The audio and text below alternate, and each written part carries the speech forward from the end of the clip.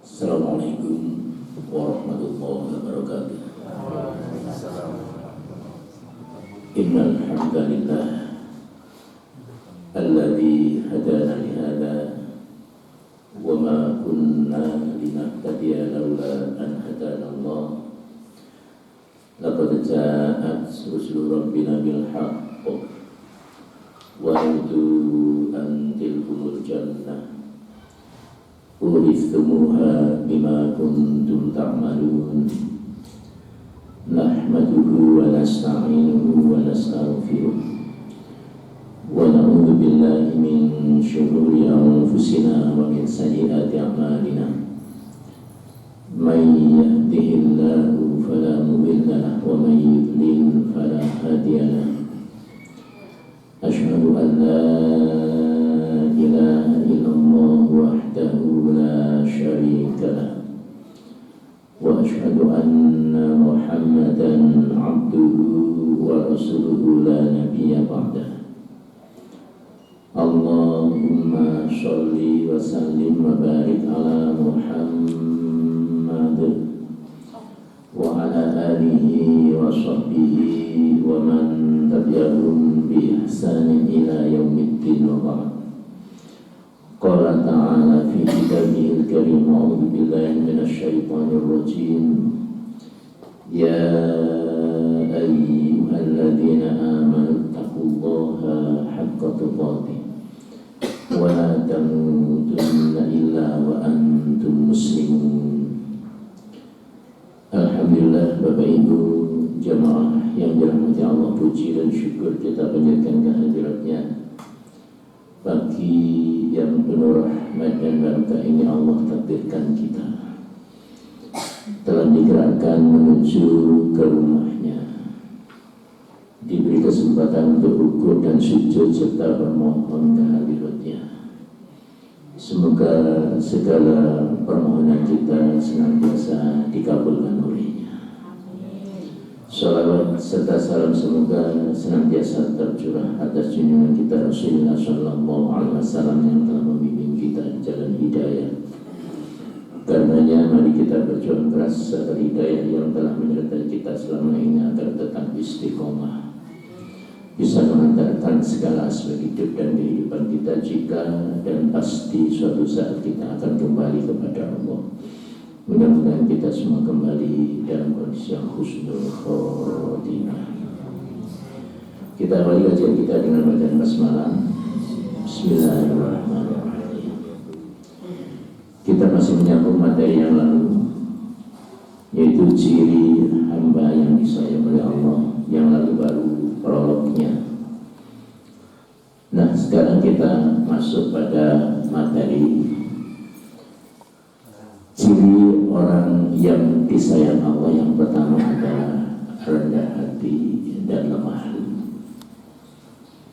Nah, ini salah satu hasil dari tarbiyah Ramadan kita. Ketika selama Ramadan 1 bulan penuh kita masuk di dalam kawah candra di muka. Benar-benar selama 1 Ramadan itu kita dipimpin oleh Allah untuk bisa menghias tutur kata indah penuh makna. Tidak ada ungkapan yang keluar mulai dari gerakan hati, lisan dan perbuatan orang yang beriman yang saat puasa itu, kecuali mencerminkan sikap rendah hati, lemah lembut, kasih sayang, jauh dari rasa dengki, iri dan permusuhan. Siapapun yang mendengarkan dan berinteraksi dengan orang yang sedang berpuasa itu pasti senantiasa dalam suasana keakraban, ukhuwah, persaudaraan, jauh dari benih-benih dan bibit-bibit permusuhan siapapun dia.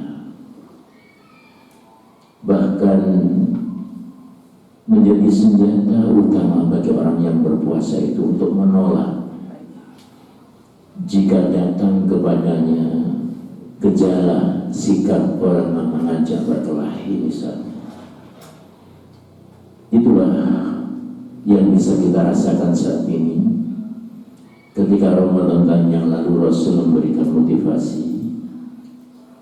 Kata Rasul, "Fa'idha kana yawmu sawmi ahadikum fala ya'futh wa la yaskhab fa in sabbahu ahadun aw qatalahu fayaqul inni sha'imun." Indahnya jika di sepanjang masa itu Ramadan saja, namun Allah telah menentukan bahwa dalam setahun itu ada 12 bulan Ramadan, hanya ada 1 bulan. Tapi sikap kita yang tertarbiyah selama Ramadan itu tetap bisa kita bawa. Syawal pun juga telah berlalu. Sekarang kita berada di bulan Dzulqa'dah yang semakin mantap nilai ketakwaan kita, dan kita semakin semangat untuk menjaga kefitrahan kita. Karena keberhasilan di Ramadan 2 sisi. Kita kembali fitrah karena diampuni segala dosa, dan kita meraih puncak ketakwaan, la'alakum tattaqun. Nah, disinilah letaknya. Kata Rasul, bagi orang yang berpuasa itu nggak mungkin dia berbicara kotor.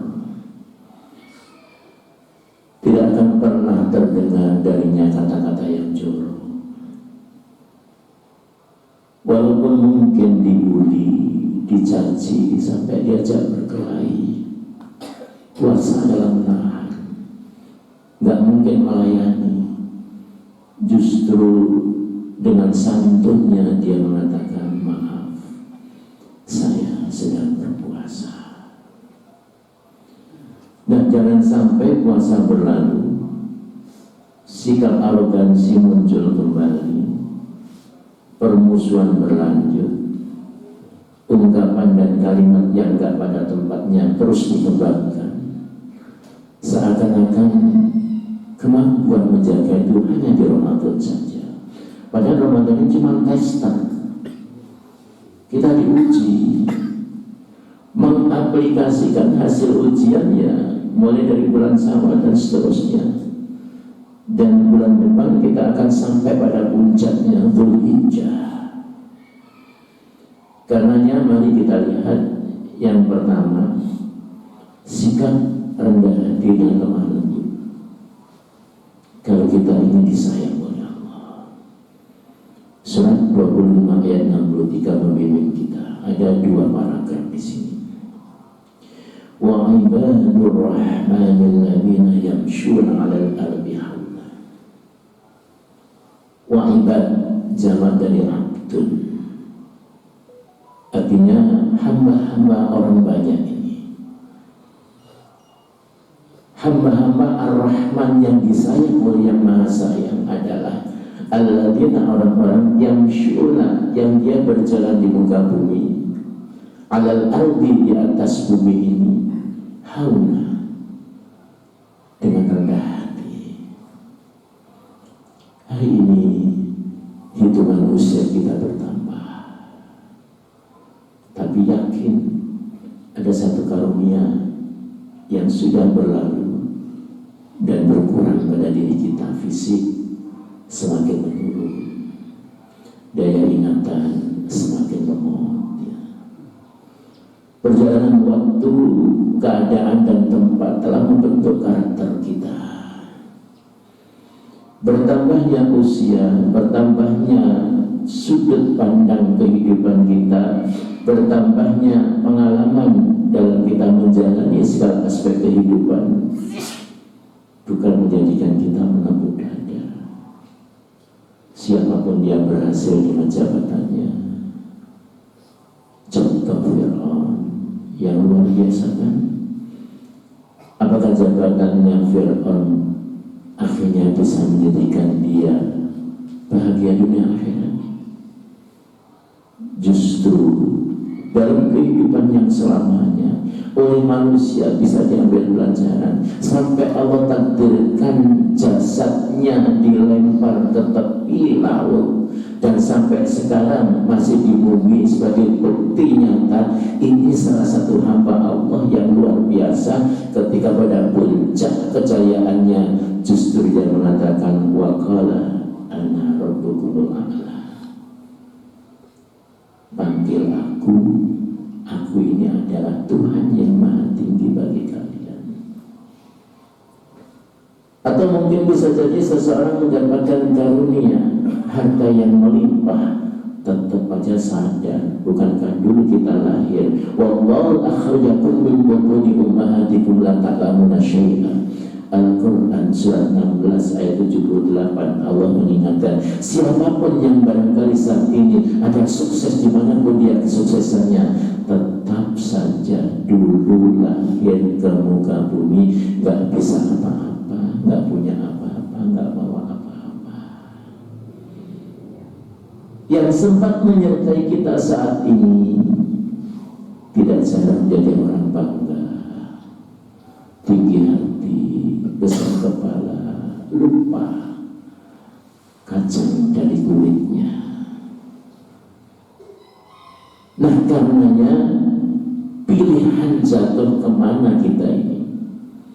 Ternyata Allah memimpin, jadilah orang yang semakin rendah hati. Lihat contoh falsafah padi.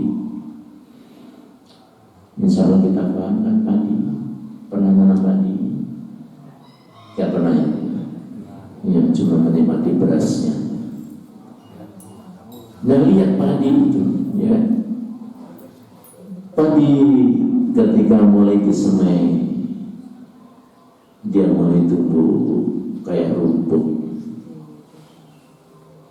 Tapi yang menanam sudah paham, nggak mungkin semaian langsung ditumbuhkan begitu untuk berbuah, karena dia nggak akan mungkin bisa berbuah kalau tidak ditanam satu persatu. Ada proses yang luar biasa.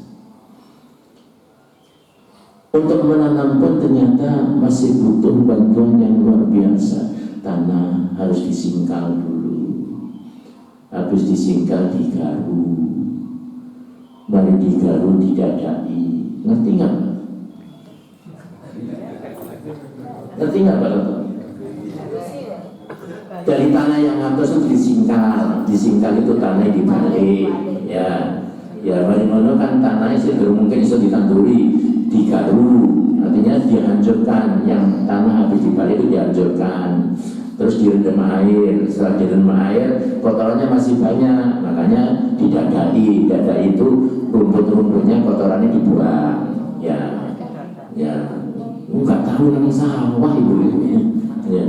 Mari didadai, berarti tanahnya sudah halus, baru ditanam. Tanam tumbuh, baru terus matun. Ya, ngerti nggak matun bu? Ya, matun itu buah isu tete. Nandur pari mesti cukul, suket, masuk pari ini cukul, mesti suket cukul. Nandur suket nggak mungkin cukul pari. Artinya apa? Orang berbuat kebaikan apa saja, enggak semuanya nilai baik. Mesti ada yang enggak baik. Tapi kalau orang nanam enggak baik, enggak mungkin tumbuh baik. Wis, mari jebol, marno dimatun, rodo oleh ngowo. Apa? Rumputnya hilang semua. Mulailah dhek meteng. Ngerti enggak padi meteng Bu? Ya. Nah, mari meteng terus jebul itu muncul, ya, uliran padi itu muncul, tapi si durung ono isine. Nah, ya biasa, nek wong lagi jebul biar ya kenteng, petenteng gitu. Lain dengan padi ini. Makanya padi nek durung ono isine kenceng, nek wong liwat kesenggol mesti kantel. Nah, itu falsafah manusia juga itu. Biasanya manusia lagi baru ngerti sesuatu, itu kan koyok ya mas itu. Ya koyok yang paling dulu. Ya padahal nek di rumah omongan ya nek di sawang kelak ya ya kayak tadi. Tapi begitu dia sudah bertapa sejenak, mulai isi, terus kena dijemput. Akhirnya sampai seperti ini, mentes sujud sampai sujud ke tanah, terus dia gak open nabi awal dewe pek-peken menungso sing jumbo. Nah, mestinya kita seperti itu. Perjalanan kita belum mulai baik, belum bisa apa-apa. Kemudian kita bergerak. Siapa? Orang tua kita yang luar biasa. Ternyata orang tua kita pun juga nggak mungkin mampu mandiri, kerjasama dengan lingkungan, ada pihak sekolah. Sekolah pun juga ternyata belum cukup. Makanya ada pengalaman dalam kehidupan dan seterusnya. Jadilah saat ini kita manusia seperti ini, yang asalnya nggak tahu apa-apa, ojo sok adiku no soko siro soko ingsun. Tapi seperti sesuatu, jadi kayak tadi dulu, ya Allah, luar biasa. Bahkan wa idza khatabahumul jahiluna qalu salama. Kalau kebaikan dibalas kebaikan biasa, kejahatan dibalas kejahatan, podo kurang ajari. Tapi orang yang semakin rendah hati itu, ketika dia seperti walaupun ia dicaci, dihina, didolimi oleh orang lain, gak balas yang sama, tapi qaulu salama, mampu membalas kejahatan dengan kebaikan. Ini yang luar biasa. Nah, hasil Ramadan telah menghasilkan sikap yang seperti ini pada diri kita. Nah, kita bisa melihat keteladanan generasi dahulu. Ada yang baik dengan baik, ada yang baik dengan yang tidak baik.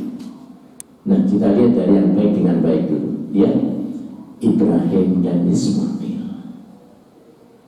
Lama Ibrahim gak kasih anak.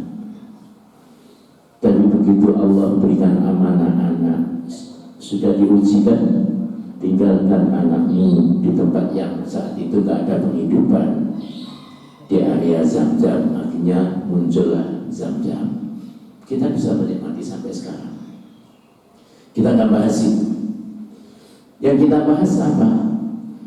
Bagaimana rendah hati dan lemah lembutnya keluarga ini yang pantas untuk kita contoh. Coba lihat, ketika anak sudah mulai beranjak, wis kena disamuan, wis kena dijak rundingan, wis itu saling kerjasama antara orang tua dan anak. Ternyata ujian gak pernah berhenti. Saya ajak merenung ketika saya ngatur dengan masalah ini. Mungkinkah kita sanggup menjawab ujian Allah? Jika setiap manusia beriman itu harus menjalani ujian seperti Ibrahim dan Ismail, kita disuruh menyembelih anak kita, kira-kira sanggup nggak? Kalau misalnya harus gitu, ya paling tidak misalnya anaknya 4, sing disembelih kira-kira sing akhlaki paling mati apa sing nggak mati-mati ya? Masih nggak mati-mati lah, mentolong aku. Tapi coba lihat Ibrahim dan Ismail. Falamma balagha ma'hu sa'ya, dan ketika Ismail itu sudah bisa dilihat, bisa diajak ke sana kemari, bisa diajak kerjasama untuk membantu aktivitas dakwah sang bapak yang seorang nabi. Ternyata Allah nggak berhenti. Dulu kamu sayang, patuh kepada Allah.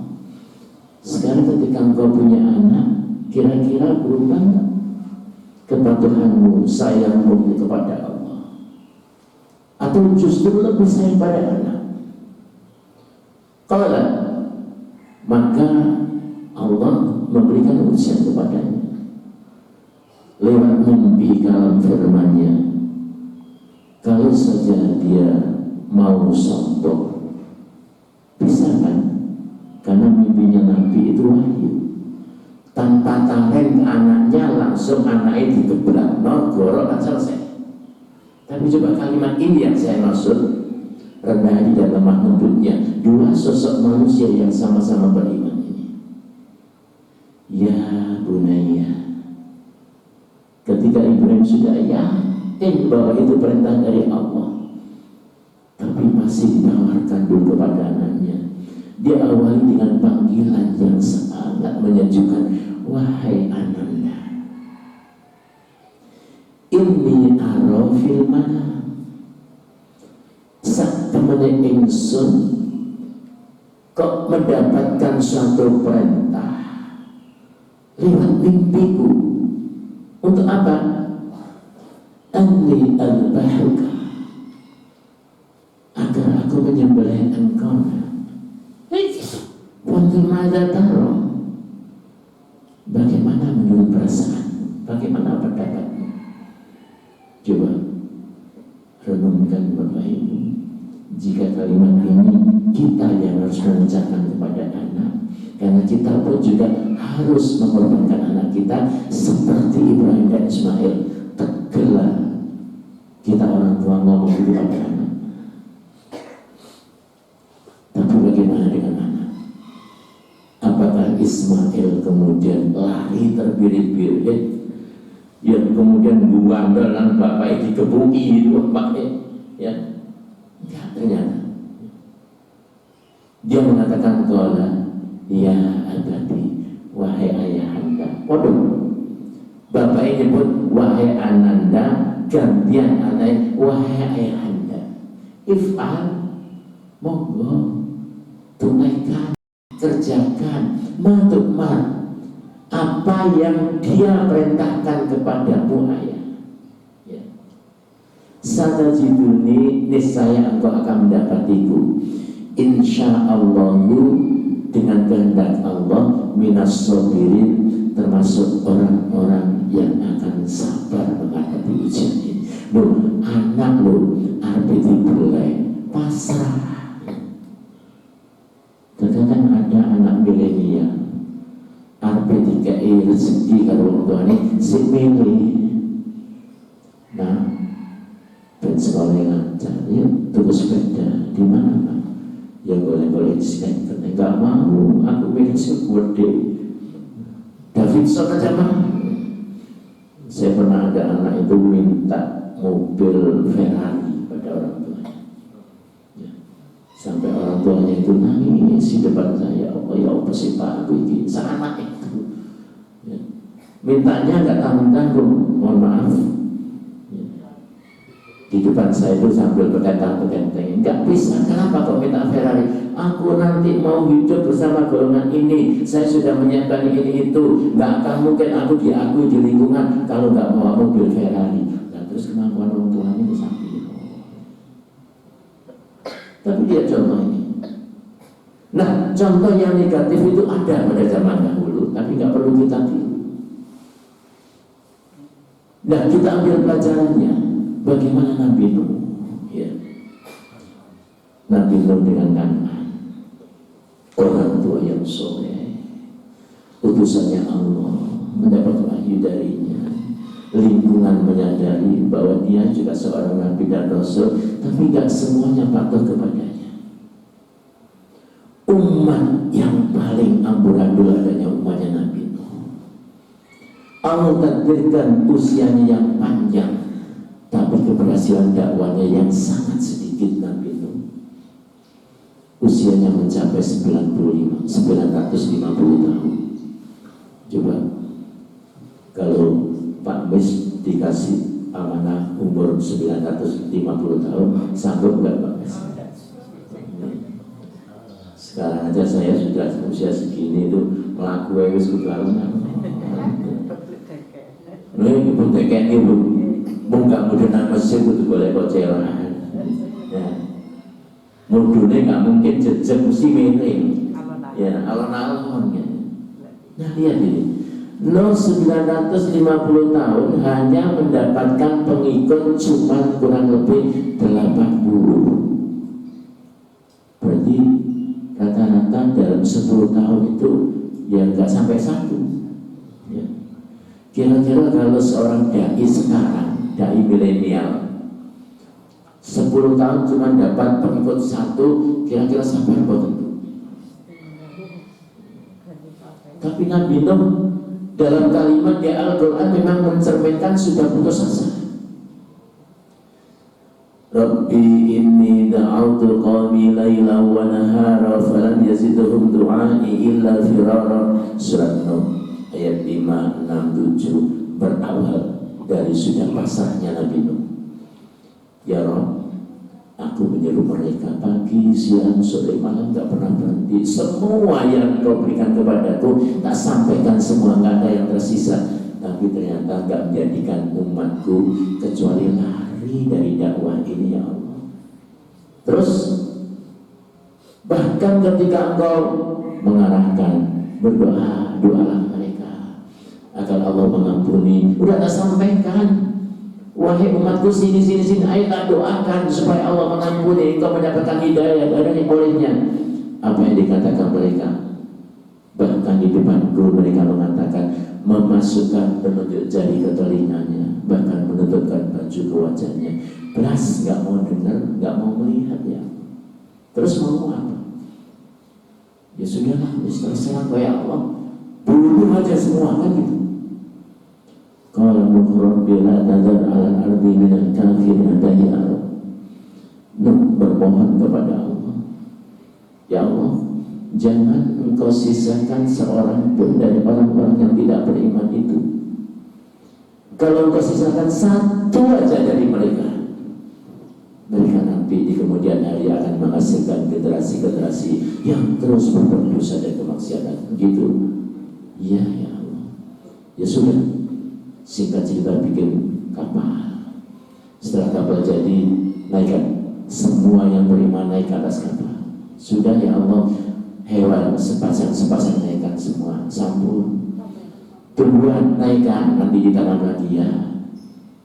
Di saat yang genting lalu orang tua masih ingat kepada keluarga, walaupun ada keluarganya yang merusak, dicari istrinya nggak ketemu, anaknya nggak ada. Galau, lari ke atas anjungan, lihat sana kemari nggak ada, turun ke buritan, turun ke haluan tak ketemu. Ternyata Kan'an bersama dengan gerombolan orang-orang yang kafir dipanggil oleh sang ayah, ya bunayyarkam ma'ana wala takum ma'al kafirin. Wahai ananda, coba tahu kalau anaknya itu kafir, masih diakui, wahai anandaku, irkam ma'ana, ayo sini nak bersama dengan kami, ayah dan orang-orang yang beriman itu. Wala takum ma'al kafirin, jangan engkau bersama dengan orang-orang yang kafir itu. Kira-kira anaknya mau nggak dipanggil gitu? Qala sa'awi ila jabalin ya'simuni minal ma'. Dia dengan sombongnya, dengan angkuhnya, gak membalas, oh ayah anda, enggak. Tutup poin saja. Biarlah aku naik ke atas bukit yang tinggi itu, ayah. Itu yang akan bisa melindungiku dari air ini. Padahal ayahnya sudah mengatakan, hari ini adalah azabnya Allah. Tidak ada manusia yang akan selamat ketika Allah akan mengangkatnya. Nak sini, gak mau doa. Coba bayangkan. Mungkin sekarang juga banjir seperti itu gak ada. Tapi yang namanya banjir peradaban, banjir kemaksiatan, banjir narkoba, banjir sabu-sabu, banjir permainan-permainan judi dan seterusnya, itu yang menjerumuskan anak-anak kita. Contoh yang baik sudah, contoh yang baik sama negatif sudah. Kita adalah umatnya Nabi Muhammad. Apa yang harus kita contoh dari Nabi Muhammad?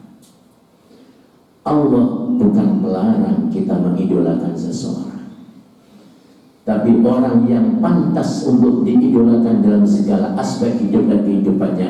Laqad kana lakum fi Rasulillahi uswatun hasanah. Sungguh benar-benar telah ada pada diri kamu itu, pada diri Rasul itu suri teladan yang baik. Apa yang tak bisa dicontoh dari Rasul kita secara pribadi, kepala keluarga, bermasyarakat, pemimpin agama, semuanya senantiasa berada dalam pantauan dan bimbingan Allah Subhanahu wa Ta'ala. Ketika pada puncaknya, apakah Rasul merasa ada di puncak? Ketika pada kebesarannya, apakah Rasul mengecilkan yang lain? Ketika semuanya memuji, apakah Rasul menghina rakyatnya? Tidak.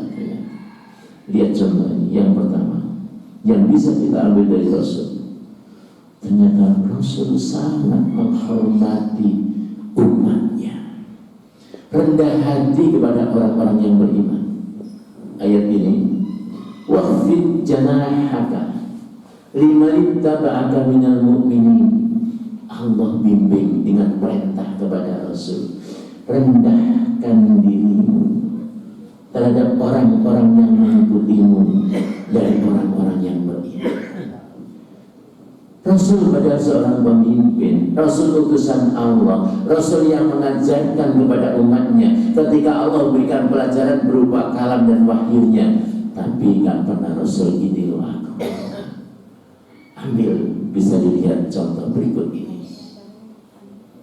Ketika secara fisik tadi waqfid janahaka, lihat contoh, ada kata-kata waqfid sebagaimana Allah perintahkan pada setiap manusia, waqfid lahuma janaha dhulli minar rahmah.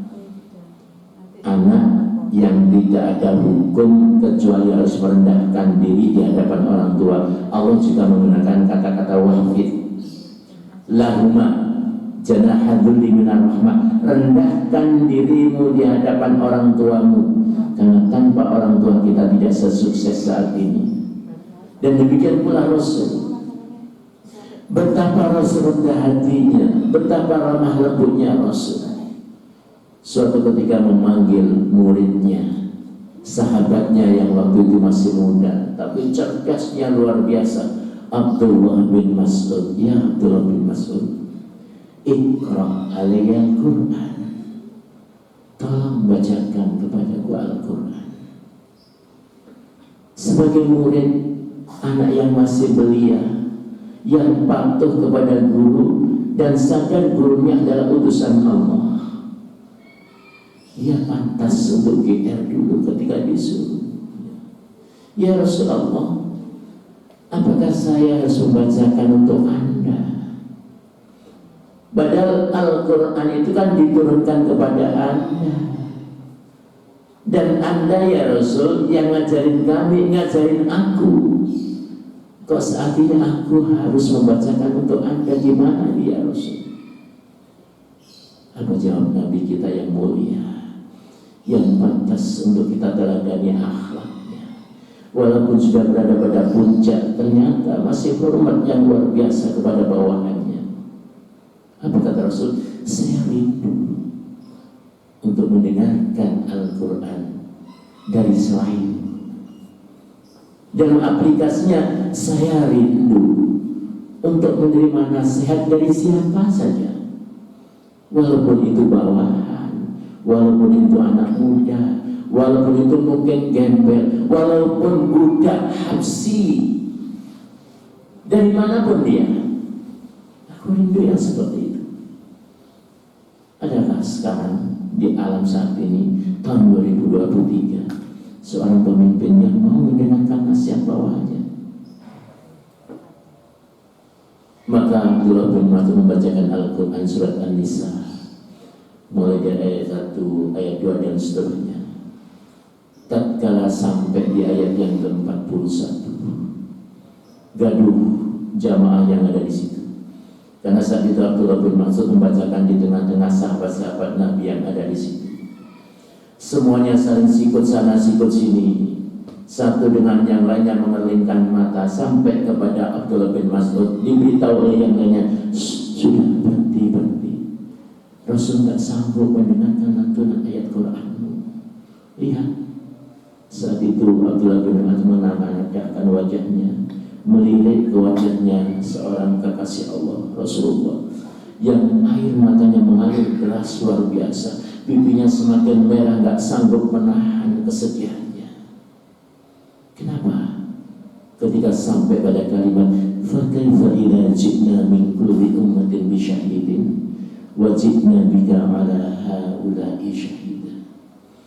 Bagaimana sekiranya nanti pada orang-orang yang beriman itu ketika kami hadirkan saksi Rasul dari tiap-tiap mereka, dan kami juga akan menghadirkan engkau Muhammad menjadi saksi bagi umatmu. Rasul tidak sanggup. Kenapa? Tahu Rasul bukan melihat dengan kacamata zahir. Ayat-ayat Al-Quran demikian banyak mengisahkan. Ternyata qalilan ma tashkurun. Sedikit sekali ternyata hamba Allah dari umatnya Nabi ini yang bersyukur kepada Allah. Qalilan ma yu'minun dan qalilan ma tu'minun. Sedikit sekali dari umatnya Nabi Muhammad ini yang beriman kepada Allah. Qalilan ma tadhakkarun. Sedikit sekali umatnya Nabi Muhammad itu yang ingat kepada Allah. Sedikit sekali. Qalilan ma, bahasa Arab, sedikit yang tidak ada, lebih sedikit lagi. Kalau dalam bahasa sosial kita, qalilan ma itu sama dengan lebih sedikit dari sapujuke buku ireng. Karena di Al-Quran ternyata yang nanti bersyukur, yang nanti beriman, yang nanti ingat Allah, berarti itulah orang-orang yang akan masuk surga. Sedikit sekali. Tapi ternyata yang banyak bukan yang masuk surga. Lihat salah satu contoh di surat 7 ayat 179. Walaqad dzara'na li jahannama katsiran minal jinni wal ins. Walaqad, Allah bersumpah dengan menggunakan dua huruf taukid. Artinya sesuatu kalau nggak penting nggak mungkin Allah bersumpah. Tapi nggak semua manusia memperhatikan ketika Allah bersumpah. Dzara'na, kami telah siapkan li jahannama, calon penghuni neraka jahanam itu katsiran, kebanyakan, minal jinni wal ins, dari bangsa jin, dari bangsa manusia. Kebanyakan bangsa jin, kebanyakan bangsa manusia. Allah nyatakan di ayat ini, surat 7 ayat 179, calon penghuni neraka jahanam. Nah, terus sisanya seberapa? Cuman kita bersyukur karena Allah menunjukkan sikap, sifat dan karakter calon penghuni neraka jahanam itu yang bagaimana ya Allah? Ada 3.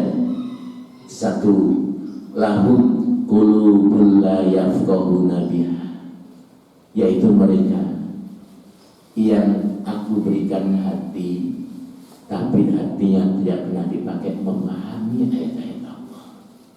Yang kedua, walahum a'yunun la yubsiruna biha, mereka yang memiliki mata pandangan tapi tidak pernah dipakai melihat tanda-tanda kebesaran Allah.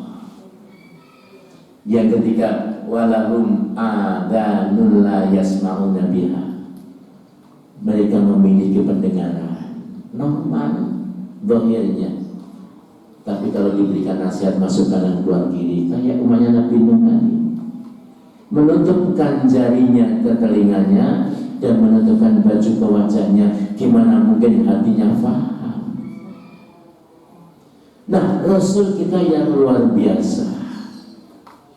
Kita sering dengan kalimat mudah-mudahan kita semua mendapatkan syafaatnya Nabi. Nah, tentu yang mendapatkan syafaat itu yang mengikuti jejaknya. Salah satunya, berlanjut yang ketiga, contoh kerendahan akhlaknya Rasul yang luar biasa tingginya. Rasul pernah suatu ketika yang diriwayatkan oleh Abu Rifa'ah. Abu Rifa'ah berkata, saya menemui Rasul SAW, tapi saat itu Rasul sedang khutbah. Karena dia nggak tahan, ingin segera menyampaikan dan ingin mendapatkan jawaban dari Rasul, dia langsung Rasul di atas mimbar, dia mengok, ya Rasulullah, ada seorang laki-laki datang kepadamu. Dia asing, aku juga gak kenal. Dia bertanya tentang agamanya. Dia tidak tahu agamanya apa. Menurut Rasul saat itu orang yang bertanya penting banget. Sampai-sampai Rasul turun dari mimbar menuju seseorang yang bengok itu berada di belakang. Dia duduk di hadapannya, sahabat jangan mengambilkan kursi, dia duduk di situ. Yang lainnya jamaah masih tetap tenang, menunggu sampai Rasul selesai. Masya Allah. Rasul ajarkan apa yang dimaksud oleh orang laki-laki itu. Dan akhirnya dia pulang dengan membawa kalimat-kalimat yang diinginkan disampaikan kepada lelaki yang bertanya tadi. Adakah akhlak pemimpin saat ini seperti Rasul kita? Dan kelemah lembutan itu masih muncul di sini. Suatu ketika Mu'adz bin Jabal ini pernah meriwayatkan saat Rasul mengutusnya ke Yaman untuk urusan dakwah. Mu'adz bin Jabal sudah berada di atas kendaraannya. Rasul menuntun tali kendaraannya, menghantarkan Mu'adz bin Jabal sampai lepas, sambil memberikan nasihat. Banyak yang nasihat yang waktu itu disampaikan kepada Mu'adz bin Jabal. Saya baca di hadis yang panjang tentang bab tauhid, dia diingatkan dan seterusnya. Nah, yang kita ambil di sini adalah rendah hatinya Rasul. Seorang pemimpin nuntun talinya kendaraan, talinya dituntun, dihantarkan sampai jauh. Dia berjalan, muridnya naik di atas kendaraan. Siap nggak kita seorang pemimpin seperti Rasul ini? Insya Allah. Terlebih lagi ada Uqbah bin Amir. Ini adalah, kalau bahasa sekarang adalah supirnya Rasul. Saat dia berjalan di atas bukit, kemudian Rasul bengok menyampaikan kepada Uqbah, maukah kamu naik ke kendaraan ini wahai Uqbah? Sebagai supir tahu Rasul utusan Allah, dia takut berlaku maksiat kepadanya. Jangan sampai supir kurang ajar kepada bosnya, apalagi bosnya bukan bos seperti sekarang, utusan Allah nih. Maka dia diam. Sampai pada ungkapan yang kedua, Rasul mengatakan, maukah kamu naik kendaraan ini wahai Uqbah? Sambil mengatakan seperti itu, Rasul turun. Maka Uqbah nggak berani kecuali harus mengikuti ungkapan Rasul dan gerakan fisiknya, karena Rasul sudah turun dari kendaraan dan 2 kali Rasul menyampaikan kepadanya. Dia langsung naik ke atas kendaraan menggantikan Rasul yang menuntunnya. Masya Allah. Saya tidak bisa bayangkan bagaimana rendah hatinya Rasul. Tapi Uqbah juga bukan memanfaatkan kesempatan hanya untuk taklim atas perintah Rasul. Dia saat naik sejenak, kemudian langsung turun kembali dan Rasul dipersilakan naiknya. Luar biasa. Nah, kalimat-kalimat ada 5 contoh rendah hatinya Rasul. Ayo, mudah-mudahan semakin kita melangkah, semakin jauh yang kita pandang, semakin banyak pengalaman yang ada pada diri kita. Jangan kita menjadikan kita tinggi hati, menepuk dada dan besar kepala. Hendaklah kita semakin rendah hati menjalani hidup ini. Mudah-mudahan yang sedikit ini masih ada waktu, karena hari ini insya Allah surut jam 5:35 kayaknya. Gak tahu tadi sudah berbunyi belum? Sudah ya? Berarti ada waktu kurang lebih 5 menit. Barangkali ada yang berkenan untuk bertanya.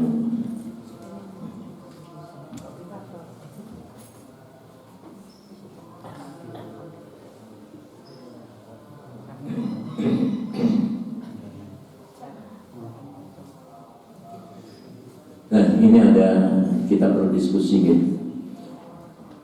Korban itu ada korban udhiyah, ada korban udhiyah itu korban orang-orang yang sedang menunaikan ibadah haji. Fadal, ya. Jadi ada korban sembelihan biasa, ada korban ketika sedang menunaikan ibadah haji. Yang di sana tidak boleh tidak, maka orang kaya, orang biasa, 1 orang ya 1 ekor kambing, Kalau nggak ada kambing, maka patungan 7 orang seekor unta atau seekor lembu. Nah, untuk yang di sini kita kepanitiaan untuk memudahkan menyesuaikan. Makanya kita patungan seekor lembu dengan 7 orang untuk memudahkan. Nah, kita beli lembu itu beda dengan kita beli beras atau beli barang yang lain. Misalnya turunannya dapat 21 juta, kalau satu orang 3.000, 3 juta. Terus sapi ini kegedean, masa sapi ini diiris? Nggak mungkin ya. Jadi ini ayo kita sikapi jangan neter ya. Ya karena nggak mungkin. Kalau misalnya panitia tegel, misalnya ini sapinya yang warna ini harganya misalnya 21,5 atau 22, ya kalau mau cari tambah ya monggo. Kalau nggak mungkin. Atau ini misalnya ini cuma 20, berarti susuk 1.000, nah, bisa dibalikin ya monggo. Tapi kalau saya mengambil sikap, jadi kalau sini kan dibelikan 1 ekor lembu harga 21 juta, biaya operasionalnya dari mana? Dimintakan sedekah infak dan seterusnya. Makanya kepanitiaan ini kita perlu luas dan luas. Saya pun juga di Al-Uswah itu sejak saya tahun ketika belum berada mulai saya mengendalikan korban itu mulai saya masih ingat mulai 94. Saya nggak pernah menarik operasional, tapi saya monitor di tempat lain ada operasional. Misalnya orang yang korban sebesar seekor kambing, maka dimotivasi untuk operasional berapa itu boleh, ya, itu boleh. Jika memang panitia itu tidak ada sandaran biaya operasional dari mana, ya. Karena kan nggak mungkin ini disembelih hanya dengan BIM salah BIM, tapi kan harus ada beli ini, beli itu dan seterusnya, ya, di peralatan dan seterusnya. Jadi boleh Pak untuk mengambil operasional infak jamaah itu boleh di luar itu. Diberikan seekor lembu harga 21 juta, biaya operasional dimintakan kepada 7 orang yang bersangkutan. Ini juga semuanya sama-sama boleh. Ya. Cuman terus terang saya tidak pernah minta kepada orang yang berkorban, cuman saya berusaha mencari dana atau dari mana. Yang jelas ya saya melanglang ke sana kemari, saya punya manajemen dakwah yang saya kesana kemari, ini manajemen untuk ini manajemen untuk ini. Termasuk juga yang saya pernah atur di sini, jangan sampai ya masjid kita misalnya terjerat rentenir. Nah, gimana caranya? Nah, saya mendirikan dana abadi. Dana abadi itu saya kumpulkan uang sekian, kita monitor kira-kira kebutuhan jamaah yang sempat terkena rentenir berapa. Operasional misalnya untuk sedikit-sedikit tambahan biaya modal bisnis kecil-kecilan berapa itu kita ada gitu. Jadi saya istilahkan dana abadi. Dana abadi apa? Jadi uang itu nominalnya nggak bertambah karena yang pinjam sama sekali tidak ada tambahan apa-apa ya. Cuma dimotivasi untuk disiplin. Ya, jangan sampai nyilih film untuk bayarnya rasa-rasanya. Ya, seperti itu. Jadi ini untuk memudahkan. Sama dengan untuk korban itu yang saya lakukan, saya tidak ada apa-apa, tapi boleh. Yang ketiga dibelikan seekor lembu harga kurang dari 21, sisanya digabung boleh. Ya, tadi itu. Jadi misalnya patokannya harganya 21 juta, tapi harga lembunya misalnya 20.500, berarti 500.000. Ya masukkan di operasional boleh. Diberikan seekor lembu seandainya harga kurang dari 21, sisanya diberikan daging. Oh enggak. Ya mending kepanitiaan ini kan terus berlanjut. Ya, manajemen bisa berlanjut. Misalnya saldo tahun ini untuk operasional sekian, itu nanti bisa menambah pada saldo tahun yang akan datang. Karena korban bukan dengan daging kiloan di pasar, korban itu harus menyembelih. Ya. Jangan diberikan daging di pasar kemudian digabungkan ya. Jadi korban itu menyembelih ya. Menyembelih. Makanya kan Rasul, nah sekarang begini, ketika Rasul mau menyembelih waktu itu minta kepada Aisyah, ya Aisyah bawa sini hewannya, terus pisaunya.